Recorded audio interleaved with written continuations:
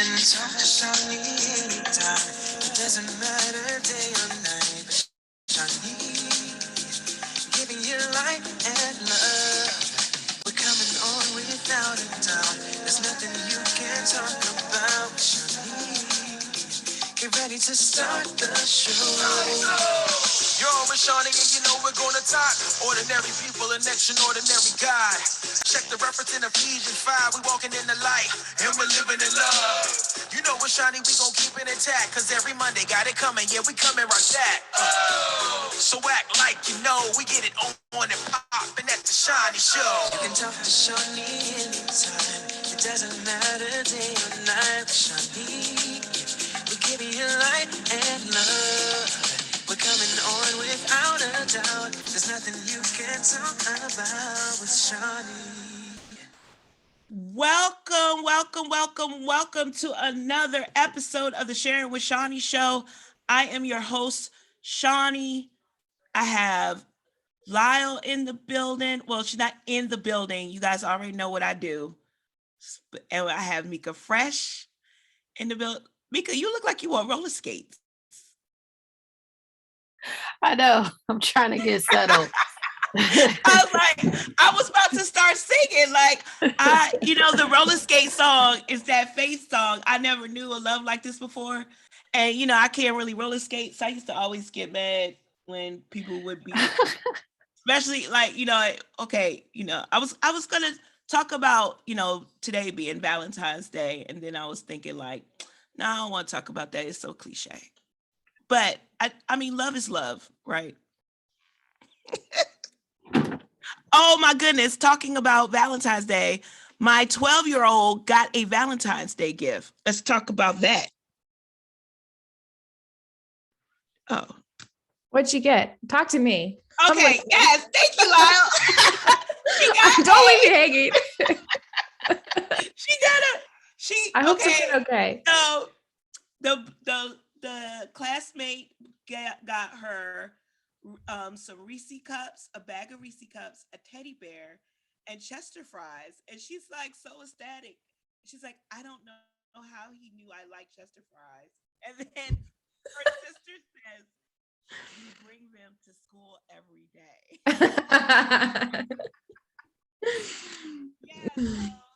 So that has started.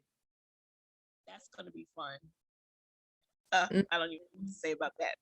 But thank you for coming on tonight. I'll wait for Mika to get settled in her home studio.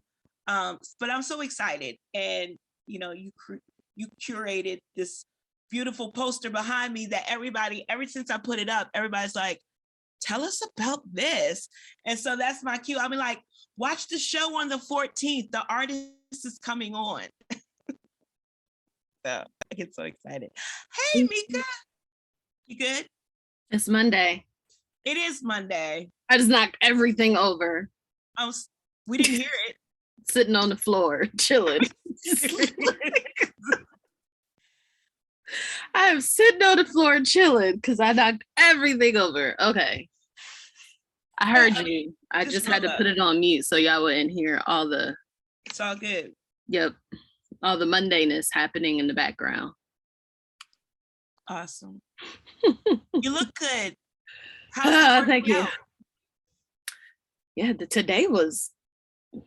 I thought my trainer, I was like, you mad at me? What'd I do to you? It's coming along. Some days are extremely hard. Especially today was a particularly rough day. I have vertigo, and sometimes it's just hard. I lose my balance. I'm falling. Sometimes my ear starts ringing really bad. But, outside of that, it's going well. For me, I just, so that I don't lose focus on, what I'm not physically seeing, I do enjoy that I'm being consistent, because that's something that I've, really been working hard on. So we've been doing 4 days a week, at least with the trainer, 4 days a week since October. But before that, I was doing 4 to 5 days a week by myself, like with no trainer, but a friend of mine using the Peloton app. So since April of 2021, I have consistently been working out at least 4 times a week. And that is my goal. I'm really proud of myself. So let's keep going. Keep going. Yeah. Keep going, Mika. When is Ethereal People coming back? Yeah. Did I say that right? Ethereal people. Ethereal Some people say people. ethereal. Yeah, you know, potato, that kind of thing. Oh, it's one of those words. Awesome. Because yeah, it is one of those kind of words. And I pronounce every syllable anyway. But yeah, I say ethereal, ethereal, whatever. Yeah, it's we should be back in March. Okay. I had to take a pause. I need to take my licensure exam for counseling. So everything has to just come to a screeching halt until after the exam. Yeah. All right. Well, we'll keep you in prayer for that. Thank you. All y'all professional people got to re-up exams and stuff. My girlfriend has to do her she has to take her real estate license exam again. Yeah. So, yeah. These exams, I don't know. I'll just be like, can I just go back to school or something? He was like, I learned that in school. I did. You sure? Okay. Yeah. Sometimes they're, they just compact, so much stuff, right? In one exam that you've been learning over this course of time. Like, right. I'm supposed to remember what I learned 10 years ago. Shoot, Alicia used to always, when she would get to a certain grade, she stopped that last year. But like when she was in first grade, she would say, what did you learn in first grade? And so second grade, right?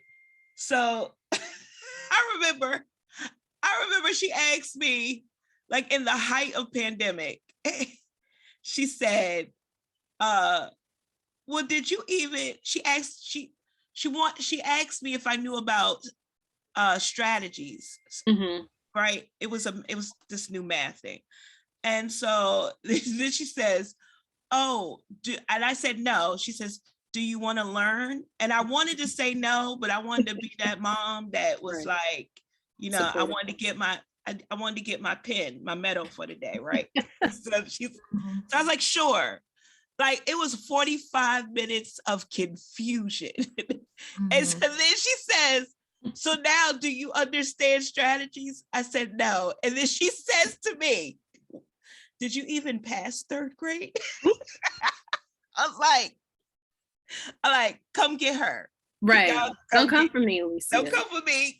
We didn't learn that. But kids are funny because they operate from their own little world. So it's just, you're like, do you know what's been going on between third grade and now? Right. Like a whole lot of living.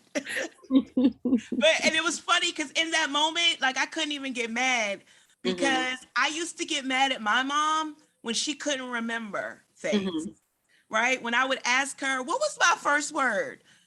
I don't know, Shani. Like she would say stuff like that. Right? That's true. And I had a baby book up until 1985, and then we had a fire, and so I didn't have that record keeping anymore. So, but yeah, that was wild times.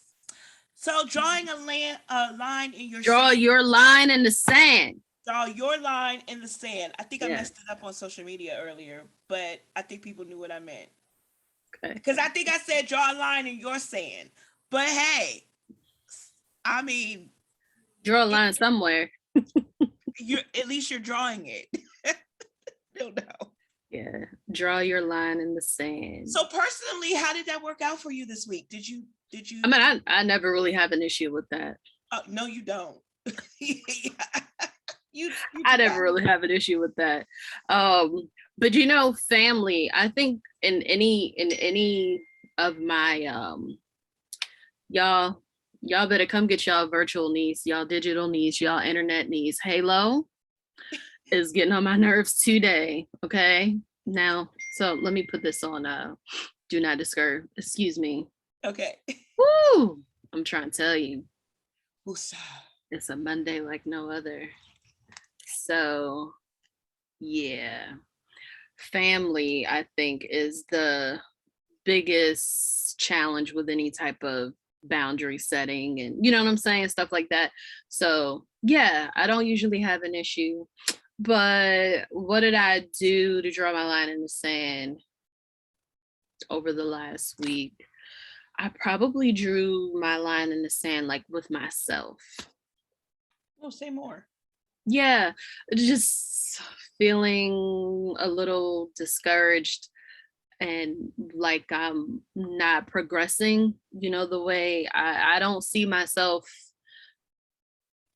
anywhere like I imagined, right? Like I talked about all those vision boards and stuff like that. So I had to just really be purposely intentional last week, but I pulled off a lot of sheets basically. I got real nitty gritty with myself because I feel like when I'm operating in scripture, if the scripture says and it hasn't happened, then it's me. With the complete understanding, it's all in God's timing, but I have to review myself first before I go and be like, all right, Lord, remember that one time you had said that thing was gonna happen? Like, so I scrubbed and I've been looking, I've been paying attention. I don't think it's me. So, is this just a patience thing? Is this all in your timing thing? Or is it a me thing, right? Like those are the type of conversations that I like to have, because I will overanalyze everything. So yeah. I think that, and I hear you, and I think it goes back to what we were talking about a couple weeks ago with Cheryl, when I was bringing up the Jeremiah text, and it was talking, because everybody always likes to use that text. I know the plan. When you want to talk about, for I know the plans I have for you, right? But we don't. So that's what Jeremiah 29:11. Okay. Yep. But then no one ever wants to talk about 12 and 13. And that makes, right? And so I always tend to, I don't know, I take a little bit more like, okay, as the older I get, I'm starting to think that if my prayers aren't being answered and I've done all of this work, then I go into the mode of, maybe this is not what I'm supposed to be doing in the moment. Maybe this is maybe this isn't what I'm supposed to be doing in the moment. Because exactly. I don't know if I had shared with you, like from 2018, okay, my business went to a stagnant in 2018. Like it was just, I wasn't losing anything, but I wasn't gaining anything either, right? And then 2019, like that's when things just started, it just went down. Like everything I wanted to do, I kept getting no's.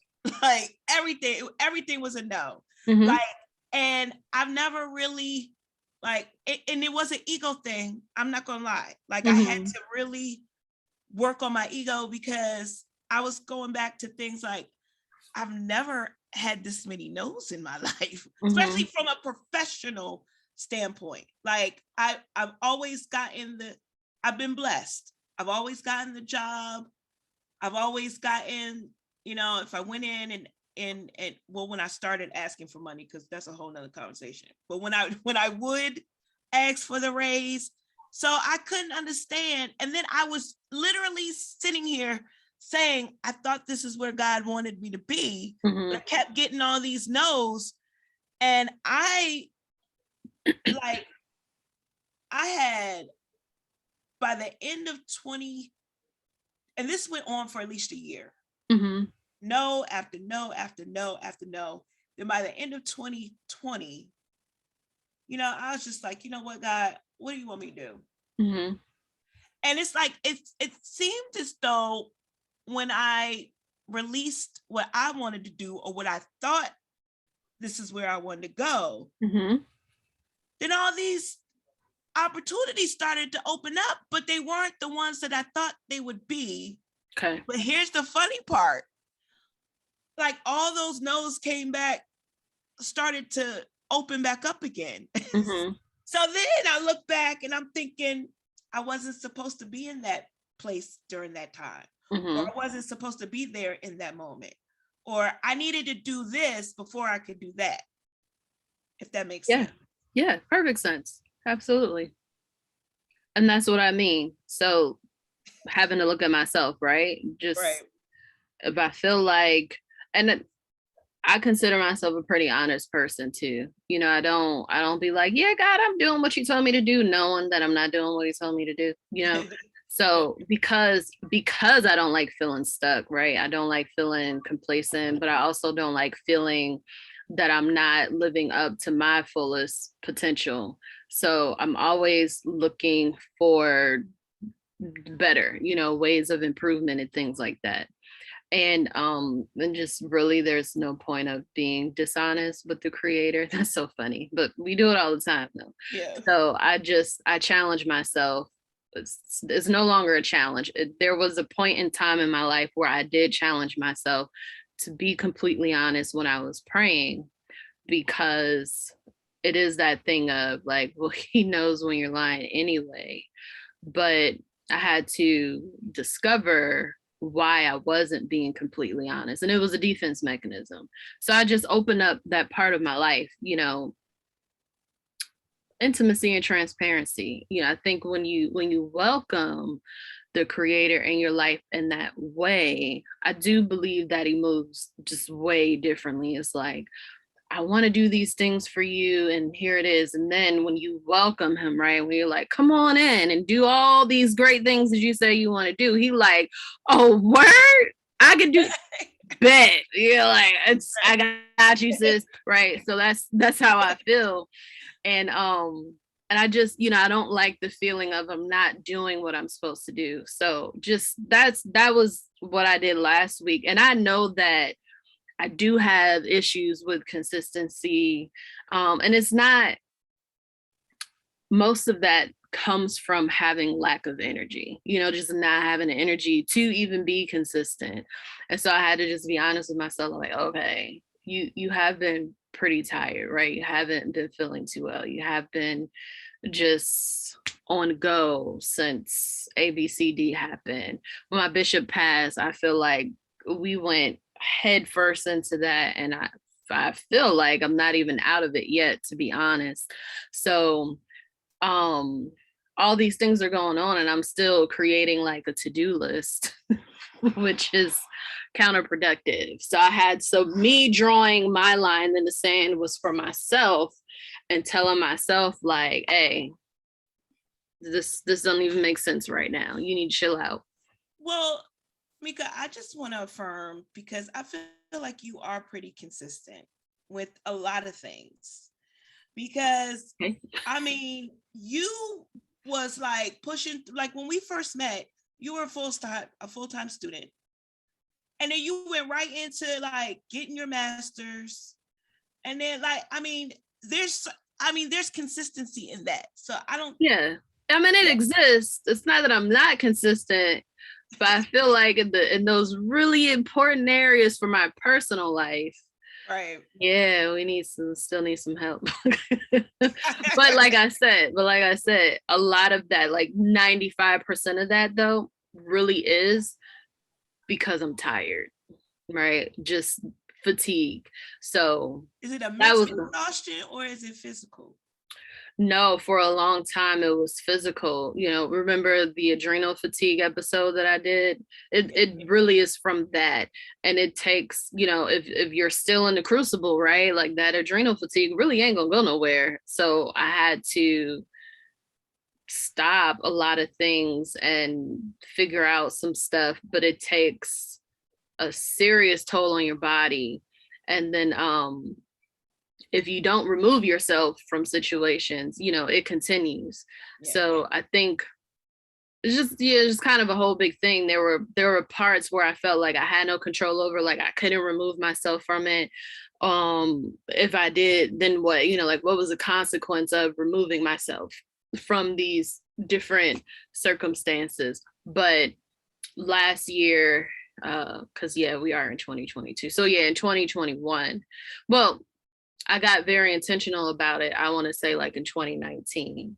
And then in 2020, COVID happened and it felt like it kind of started all over again. But a lot of that was, you know, I was a therapist during COVID, and that might not really sound like much to some people, Oh but no, I can feel it. it I was was just, shoot. I it was a was so coach. much. I was First responder. I was a coach There you go. during COVID, Right. and I was like, "Ooh, some people need therapy." Front Yeah. line. That's a frontline position for sure. Absolutely, absolutely. Yeah. Like, And so, and but I was for a while I was a trauma therapist. So I was like in the emergency room or in the shelter or in the, you know what I'm saying? So for a while I was definitely a first responder.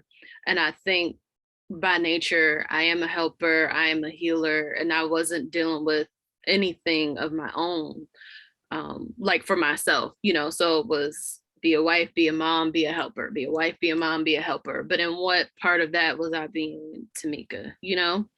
And I didn't even realize it until just some things started to happen, you know, like health wise and physically. And I was like, oh, snap. Yeah, I didn't eat today. I didn't drink anything today. I didn't have any oh fruit yeah, today. You yeah, know what yeah. I'm saying? So yeah, it got nasty, and it got nasty like not really quick. That was the thing. It was like really slow, but then it was like boom, you know, it was like, okay, enough is enough. Yeah. You have to take care of your health. Right.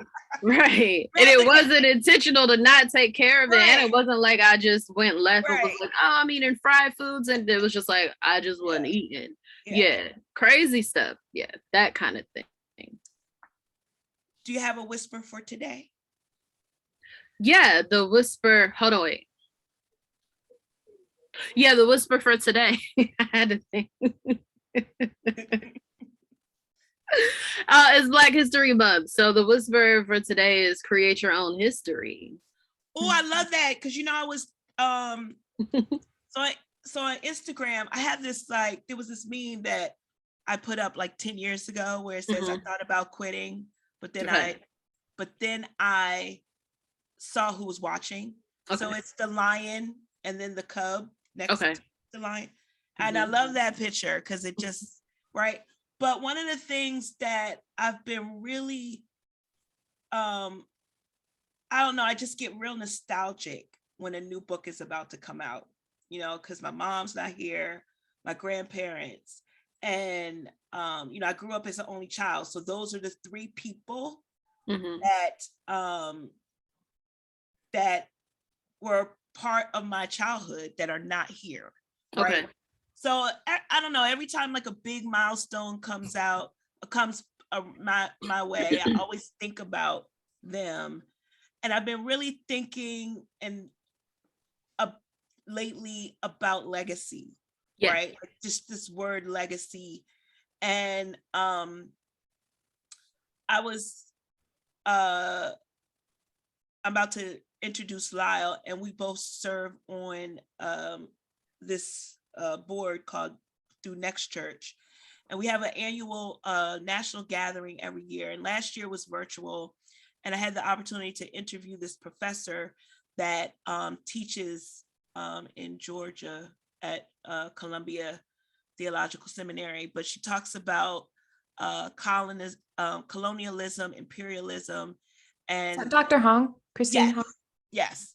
And but one of the things she said in this recent cohort we were doing was because we all have ancestors that we might not be proud of, right? And we want, and the goal simply is every day to wake up and be the ancestor that gets lifted up and not the one that gets talked back to, right? And in that moment, and she said this like 8 months ago, and I'm like, I want to be the ancestor that gets lifted up. Like I don't think there's a show where I don't mention my mom or I don't mention my grandparent.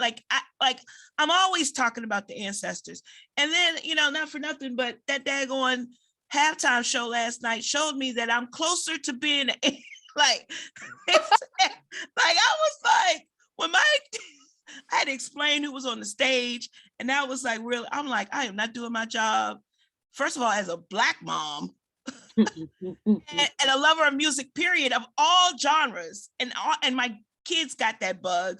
Like, go to their playlist, and you're gonna hear a little bit of everything because they hear a little bit of everything.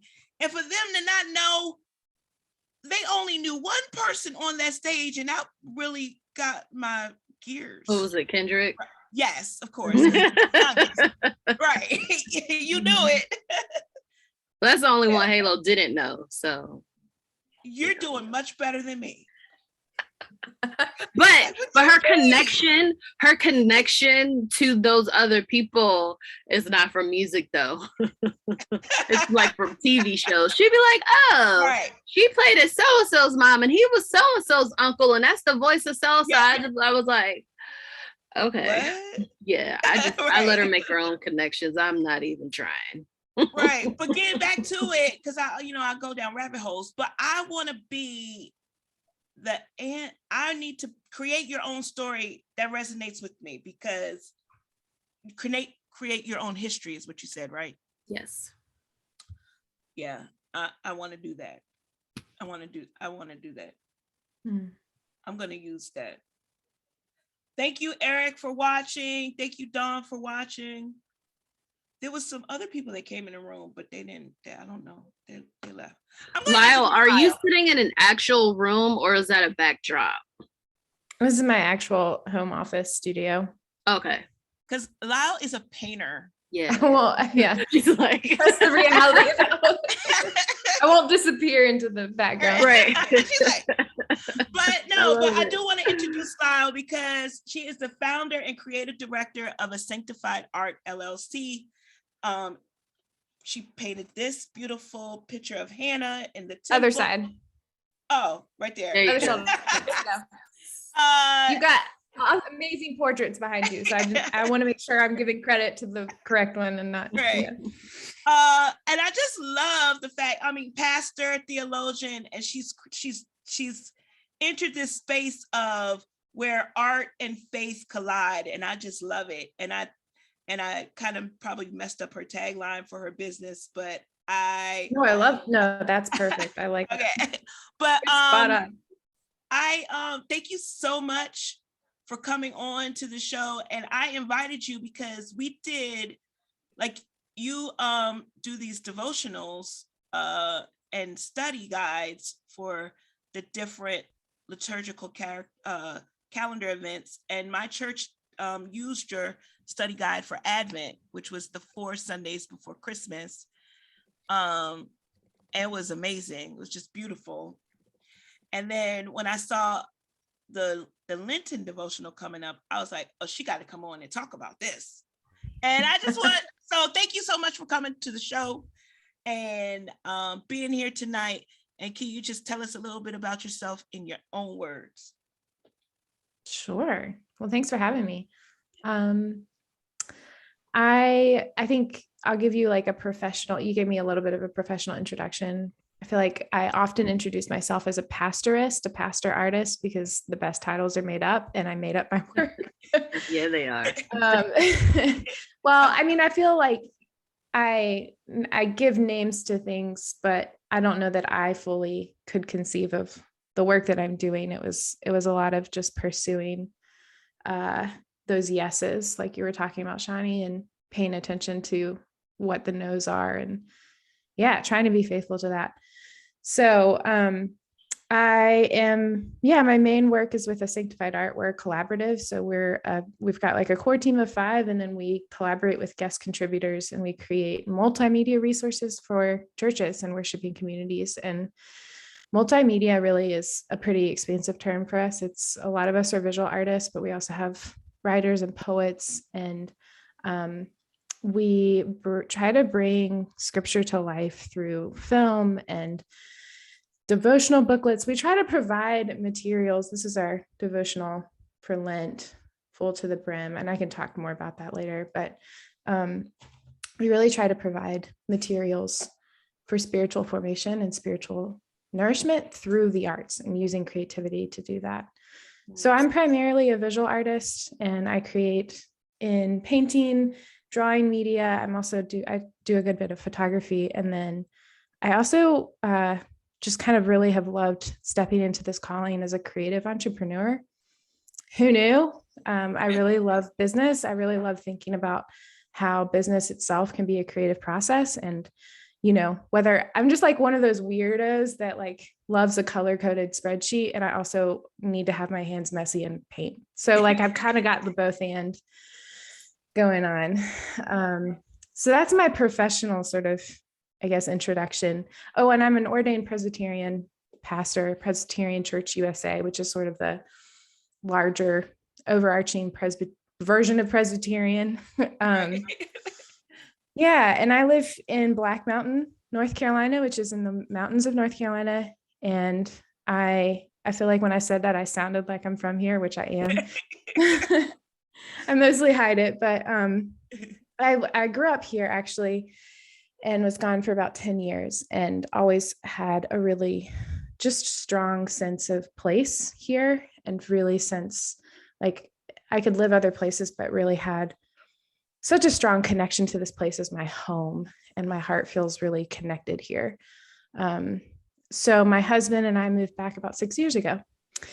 And my husband is the assistant principal of an elementary school. So his life and work is how to do education, and do it well, and do it equitably, and navigate the beauty and the hardship of our public school system, and try to do good work within it. And yeah, we knew each other through some connections long ago, and reconnected after college. So that's always been fun.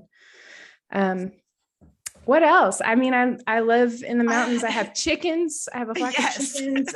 I have 2 dogs, and pregnant with our first child, which is due in May. Congratulations. Yeah. I don't even know where to start, but I think I really want to start. I love that. And I'm gonna mess up the words, so I'm not even gonna say it. Okay, so you call yourself a pastorist? Yeah. Pastorist. Okay, artist and pastor. Like, were you always an artist? Is that something that you love to do, even in like before you even went to college? Like you were already like involved in art? Yes, I think everybody is. I think every child is. I think every child is born creative. I think it's just how we are made. I think every child is singing and dancing and coloring and creating imaginary worlds. And we are just, I think we're all exponentially creative and imaginative as children. And I think part of our healing work as adults is reconnecting to that creativity, because that creativity is what makes us human. And I think it also is what reminds us that we are created in the image of a divine artist, and connects us to that larger work of what it means to be a co-creator with God on earth, whether that co-creation looks like paintings, or co-creating just relationships, or better organizations, or good schools, or whatever it is. I think life, I don't know, I talk a lot about creative process because I think that's sort of my framework for a lot of life. I was fortunate that I had adults in my life who really nurtured my creative confidence. And I wasn't an exceptional artist. I just had people in my life who said, keep creating. And so a lot of my childhood was defined by creating and painting. And I would set up my own like craft shop in my backyard. But I grew up here in the mountains, and like not in a neighborhood where people like could see you, I didn't have like the cute lemonade stand or anything like that. Like grew up kind of tucked away in the woods near some cow pastures. So I would set up shop and expect all these customers to come rushing in, but I hadn't quite like thought through the business plan because nobody knew that my craft shop existed. So that was a lot of my childhood. And then I came back to creating in high school. I had tried to pursue other paths and was they were trying to, make you choose your vocational path when you're like 15 in high school, because they're like trying to get you set on some sort of vocational path. And at the time I played a lot of sports and I was like, maybe I'll do physical therapy. I have no idea. But the class that I was supposed to take for that path, that vocational track, was full and it wasn't an option. And the only option was PE or art. And I was like, okay, I'll do art, whatever, easy A. But a lot of returning to that, stepping into that art classroom was like kind of coming home to myself.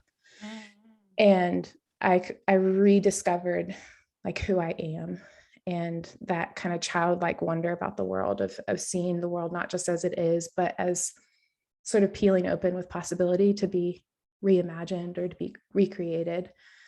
So, and a lot of my return to making art happened after my mom died. My mom had breast cancer and died when I was 13.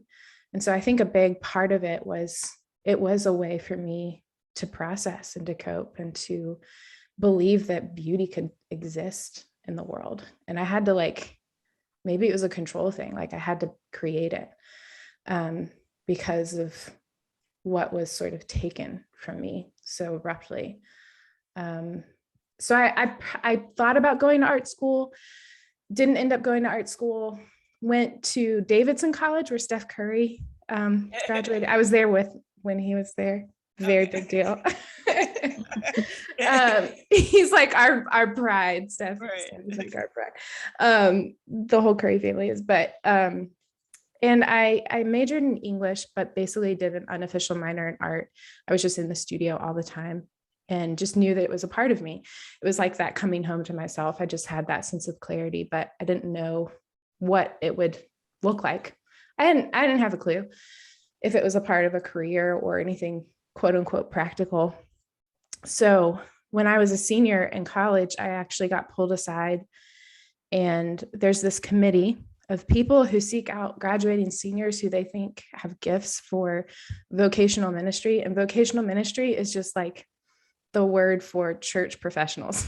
So anybody who is paid to be a pastor, but really anybody can be a pastor, and we're all ministers in different ways. But and I was pulled aside and by this committee, and they said, we think you have gifts for vocational ministry. If we paid for you to go to seminary for 1 year, no strings attached, would you say yes? So it was not the path I wanted to go on. It was not the path I saw myself going on. I really had sort of this, like, my heart sank when I learned what it was, because I was sort of like ready to go out into the world and do something other than school. But I just couldn't come up with a reason to say no. I just couldn't come up with a justifiable reason to say no. Besides, I was afraid and it was uncomfortable and all these things. So I went to seminary and didn't know what the heck I was doing there. I went to Columbia Seminary, where you were talking about Dr. Hong is a professor now, and in Atlanta. And it was a really tumultuous time for me because I didn't have any clue what I was like, sort of felt like I was on this path, but I had no idea why I was on that path. I didn't imagine myself as a pastor that preaches in a pulpit every Sunday. So yeah, so fast forward through a pretty intense 4 years, I ended up staying and did like a double master's, because that's what you do when you're unsure about your life. You just, whatever, you can do more school if you can afford it. And ended up graduating with this sense of like, I started to get invitations from people in my life who were like, we know you're an artist. Would you ever paint and worship? We know you're an artist. Would you leave this workshop? And there were pieces where I was starting to integrate, like what you were talking about, Shani, this collision of faith and art. Anytime I was in the midst of that collision, I was like, this, like, this is, I have no idea what this looks like as a job, but like, this is, I was created to do this. And so I just kept chasing after that feeling, and started to get hired by churches, and I would come serve as an artist in resident, and I was leading a lot of retreats, and I was like, I would live paint for worship. So I'd create a large painting throughout the worship service, and traveling a lot, and then had this vision for a sanctified art, which felt like a vision that was beyond me, but just needed to be brought into the world. And so I just had this vision of collaborating with other artists and creators to create resources that churches all over the world could use. So that was really the beginning of that journey. This is so fascinating to learn how this all transpired, because I think it's just a testament of really, it reminds me of, I've been saying this for months, that, you know, we have everything already in us to do what we're called and what we're called to do, right? Like, you already had the passion of art. And I don't know, I just think it's just remarkable how God just makes it all work together and be like, you know, this could be your livelihood. Here's how, right? Like, that is just, I love it. I love stories like this. Like, I think I didn't know you then, but I think I saw you. Let me get this. Were you at National Gathering in Baltimore on the stage, and you were painting as they were, like, Mika, she was painting, she was like drawing a picture as they were preaching. It was the most fascinating thing I've ever seen. It was beautiful. Like, I had never saw that before. And I was just like, there is space for everybody and everybody's gifts. Like, it was just like coming alive before my eyes. It was just amazing. So much of those early days of pursuing this calling were some of the most vulnerable. That was such an incredibly vulnerable season of my life, because I did, you're right. Like, I felt like that passion and that vision was sort of like bubbling up out of me. And I don't believe that I was really the source of it. It just was there. But I had to, like, I remember it, I really wrestled with a lot of self-doubt and like, I'm not qualified to do this. I don't know a thing about business. I've never even started a website. How am I going to run this online business? Blah, blah, blah. Like, I gave myself all the reasons why it would not work and why I wasn't capable. But there was a turning point where I guess, gave myself permission to finally do it. And it was me that needed to give permission to myself. There's somebody who I know who's on a similar path right now, I hope, in finding her way through art and ministry. And I see her in that, we've been having lots of phone conversations, and I see her in that same place. And I'm like, I know that feeling. Oh my gosh, I know that feeling of like stepping into something new, launching it into the world and saying, this is what I'm doing, even if you feel like you don't have anything to show for it yet. And trusting that there's potential there and that you have the skills to figure it out. Yeah. And you will learn a lot, right? Yeah. But I'm so grateful that I did do that, because there were some mentors in my life who were trying to persuade me to pursue a more practical path, which was like, just go work for a church for 5 to 10 years and then do this, right? And then pursue this crazy out of the box idea. And I really listened to those voices because they were mentors. And I, at the time I was like, I hadn't been making money. I needed to make money. And it was very enticing to look at a job description because I needed the money, right? Like, of course. But at the time I was also young and not newly married, and grateful to a spouse who was willing to try to financially support both of us through his very luxurious teaching salary. But we were young enough to be able to say, we can take this risk now. We don't have a mortgage. We don't have kids. We don't have a whole lot tying us down. Now is the time to go for it. It's going to be harder once those other, if those things happen for us, those things are there. So it was definitely the right time. It was definitely the right time. So tell us a little bit of Full to the Brim. I know I saw some familiar names in there that are some guest contributors. So can you tell us a little bit about like, I guess the genesis of the project and how people can order and what you hope people will get from it? Oh my gosh, yes. Okay, so this is our devotional booklet, and is it backwards for y'all? No, it's No. okay, good. It's right. So basically, this is a devotional book that we created for the season of Lent. And the season of Lent starts with Ash Wednesday and goes all the way to Easter Sunday. So it's like 6 weeks. It's kind of a long season. Traditionally, it's been really defined by, it originated in people who were confessing of their sins and transforming their lives to get baptized. And it was a preparation for baptism, right? So it was like this preparation. And then different denominations and traditions honor it in very different ways. But in more traditional iterations, it is a season in which you really focus on spiritual disciplines, and you really think about, some people commit to a spiritual practice or give things up, and you really think about your human limits and your brokenness and sometimes your sin, and there's a lot of confession. So it has a more somber tone because it ends with Holy Week, which is journeying alongside Christ as he is journeying to the cross. And so it has a more somber tone. And this year, when we were developing a theme, there was something about this expansiveness that we saw in the scriptures for this season that kept pulling us into a different sort of season, a different sort of theme. And we came up with a theme, Full to the Brim, and the tagline is an expansive Lent. And it's all about like, what is expansive life? What is expansive living? And a lot of the scriptures in this season for Lent are pretty radical ones about God's grace, like grace that is just, it doesn't make sense. You can't do anything to earn it. It overflows. And it's just like, it expands our notions of like who is deserving and who is worthy. So a lot of our process with this theme was like really thinking about, what does it mean to actually believe that I'm worthy?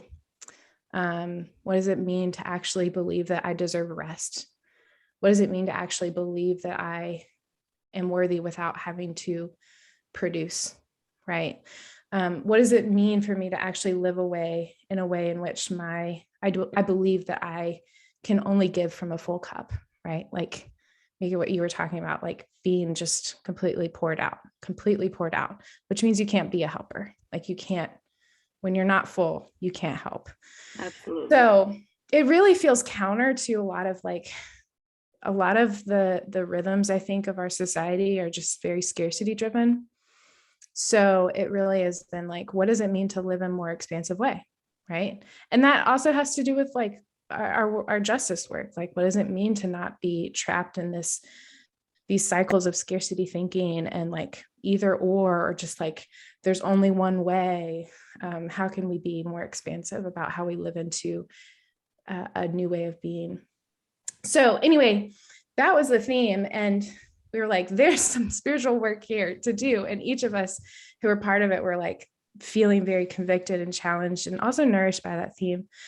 So we invited a bunch of guest writers in. We partnered with 2 additional visual artists and a musician, and we created this whole bundle of resources. It's got like 11 resources. It's really geared toward pastoral leaders. So pastors who might purchase the bundle will use it in their congregation and share it with their congregation. But the devotional is it's a great piece of the bundle that has like each week of Lent, there's poetry, there's visual art, there's original hymns, there's commentary on scripture. So we try to really reimagine like a devotional that can be a little bit more creative and multisensory, and allow you some things to really think about and ponder with throughout the season. So that's our Full to the Brim. resource. And I don't know, I feel like I should just like send you a link to where it is, or show you all the guest contributors, because there's 11 of us who contributed to the project, which is really amazing. I love that. I love that.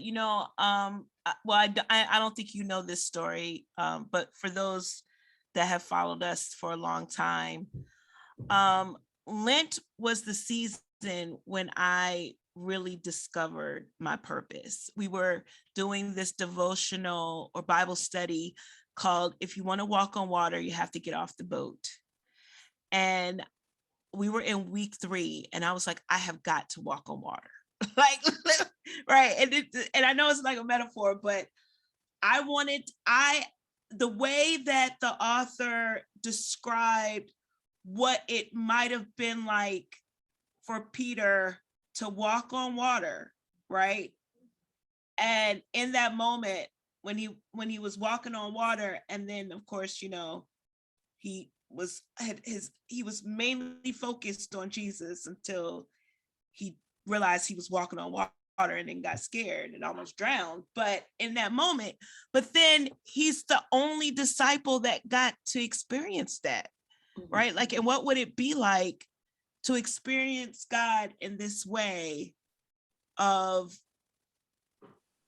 some might call reckless abandon, right? Like he forgot all. Stepping out of the boat, yeah. Right? Exactly. Mm-hmm. And I'm just like, I want to experience that. And so I feel like, so this is probably maybe like 10 years ago that I had this like epiphany. And that's when I started writing and in the book. And I did all the things that you did, Lyle. I talked myself out of it. I'm like, I don't have time to write a book. I don't have time to do this. And then little by little, things started happening, right? Like where, like I've told this story 100 times and I'm going to tell it again, especially it's almost 9:00, but like I stopped writing for like months because I told God I didn't have time. So then what happens? My job goes bankrupt. I have no job, right? Like these crazy things. And I wasn't even, and when I was cleaning out my office of 12 years, so there's a lot of stuff in there, like I wasn't even worried about what tomorrow was, because like there was like this conviction that came over me that where God was like, well, you got time now, right? Better finish the book. And had no idea where this book was going to take me. And I look back, and thank goodness for Facebook memories, because like I even remember, like I had posted, like a memory came up over the weekend where I went to like this, I don't know, Mika, have you ever been to the Virginia side of Ocean City? Like did you know, like Ocean City like goes all the way through Virginia? I didn't know that until I went there. You mean just the Eastern Shore? Yes, yeah. Yes. I was gonna get married on the Virginia side. I think it was so like Colonial Charles. Beach, like the Colonial Beach area. Mm-hmm. All right, yeah. So I wasn't near Colonial Beach. I just want to preference that because I put it on my list last week and got an inbox that Colonial Beach is not racist. And I was gonna pause, okay? I was not in Colonial Beach. And I specifically did not name the town because for that very reason. I said it was near Colonial Beach. Anyway, it's my story and it is what it is. And I said that the church was fine. It was very hospitable at the church that invited me to go be a speaker there. I was there when I went and got gas. It felt like a sundown town. And I was like, I can't believe like I did this. Like I was doing this stuff by myself. Like nobody came with me. And I was doing some real reckless, abandoned like things because I had to be reminded, like, yo, Shani, Jesus sent them by twos. What are you doing? Like, you need to have somebody with you. I say all this to say, it is amazing how when you just kind of like live in the spirit, right? And as you're talking, Lyle, about the expansiveness of God and the grace and the provision that God provides, amazing things happen in those moments. Mhm. Like you really truly have this supernatural encounter with God that I don't know, I have yet to be able to put eloquently in words. And I love words. I mess them up when I speak, but I love to write them. Mhm. You're just shaking your head because like, yeah. But yeah, so that's can you drop the Lyle, can you drop the link in this chat and I'm gonna put it on Facebook. Mhm. Can people see this chat or no? No, so that's why I'm gonna copy and paste. Yeah. So yeah. Shani, can I ask you a question? So, okay, so you've mentioned the piece that is behind you that I created. I'm just curious what drew you to that piece. I have an idea, but I'm just curious. So I have to be honest because I didn't really know Hannah's story, but That's Hannah from the Bible, just so people are clear. Yeah. Okay. And I mean, I know she was barren, right? She was barren, right? No. Yeah, so her story is that she was perceived to be infertile or not able to give her husband a child and was mocked for it. And so she was in deep, deep pain about that. And of course, her husband had another wife, Penina, who did bear children. And so she mocked her for that. But there's a turning point where she goes to the temple before Eli the priest, and she just sort of like bears her pain and her soul. And she says, just look at my pain and remember me. And like that seems to be a turning point in her story where she feels seen. So yeah, that piece is inspired by that. And she does end up going on to have Samuel. So she does bear a child. But I think the turning point for her story is the fact that she so courageously bears her pain and she doesn't hide it and she doesn't try to stuff it away, or she's honest about it. She's and transparent about it. And I think the moment that she's actually seen in that place is sort of a turning point for her. You're on mute, Shani.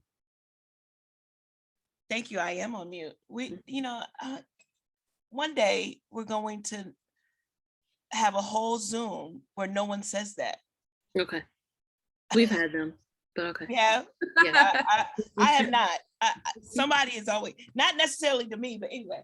But I just love, the tear is what got me. And I felt her tears. And it was just like this pursuit.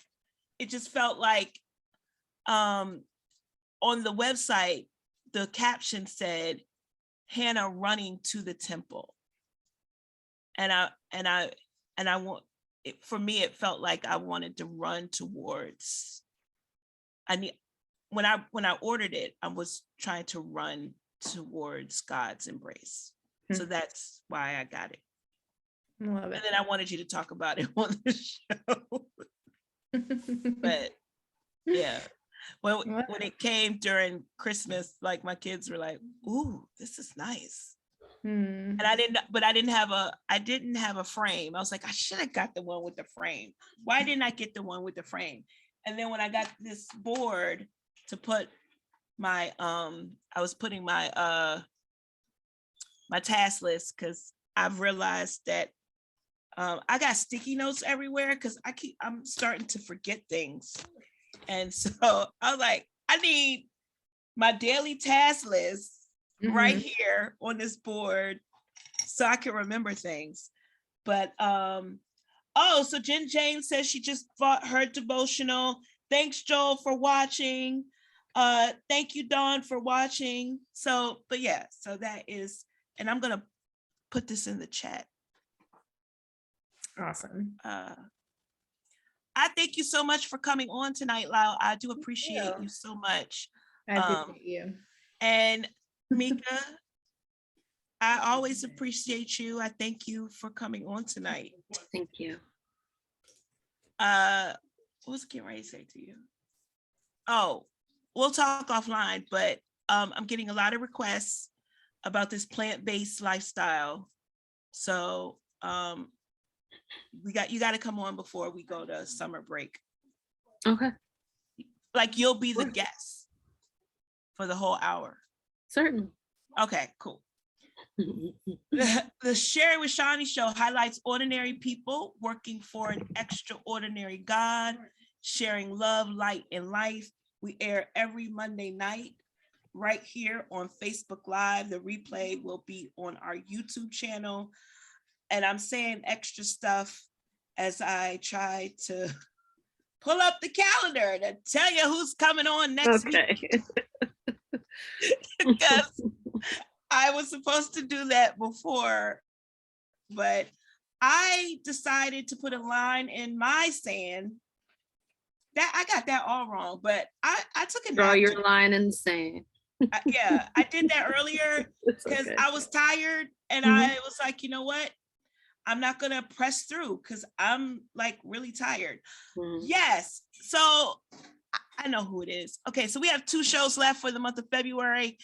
Eva Enging will be on next week. She has a poetry book called Green Pastures, a poetry chat book. And then we will close out. This is so much fun. We will close out Black History Month with one of the designer creators of the JCPenney collection. That like one of the creatives that designed the Black History. I just lost my train. Lineup. Okay. Items that you can find at any JCPenney at a store. You know what? I'm not gonna do all that because JCPenney did not pay for this ad. Do you know how much ads? Do you know how much ads cost yesterday? I know. Little tidbit. So like back in the day, you know, when you're trying to keep your bills paid, I had a temporary job for the week of Valentine's Day. What did you do? Where I was a 1-800 flowers rep. And oh my gosh. Yeah. Let me tell you something though. They like for a temp job, it was like $15 an hour to answer the phone and take orders for flowers. This was in like 2000.